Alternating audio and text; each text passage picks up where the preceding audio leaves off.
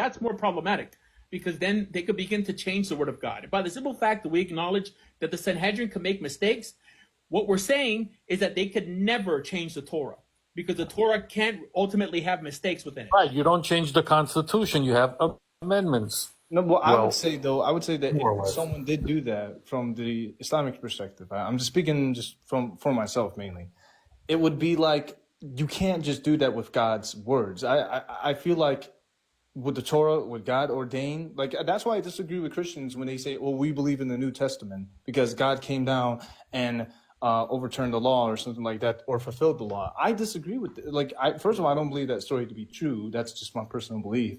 And number two, I just don't see if God said it in the beginning, because if you worship an all-powerful, almighty, all-perfect God, why would he have to rechange his word for imperfect human beings? Right. And that's why you view the Torah as corrupted, because it's hard for you to understand. I don't say that the Torah is corrupted by nature inherently. I'm just saying that man came down, like the Islamic. Oh yeah.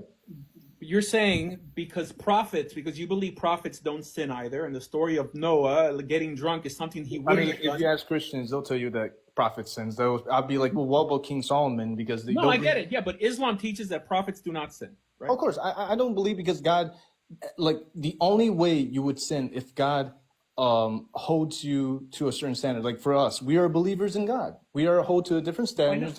Yeah, I think it's a superior position to assume that these people are just like you. It makes them more relatable.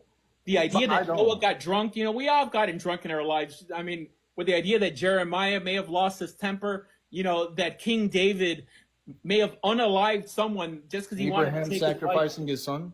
Yeah, it makes them relatable. The idea that there's perfect individuals walking around, and that in some way is going to lay the premise on you choosing a religion and not. It's kind of, it sounds like a later belief system trying to make a name for itself, so that it sounds like not to interrupt. I'm sorry if I'm interrupting, but just to add on what you're saying, it sounds like modernity is trying to replace what has already been said. That's why they'll look at people like you and me and say that we're outdated, we're backwards, because we believe something 1,000 years ago or something like that.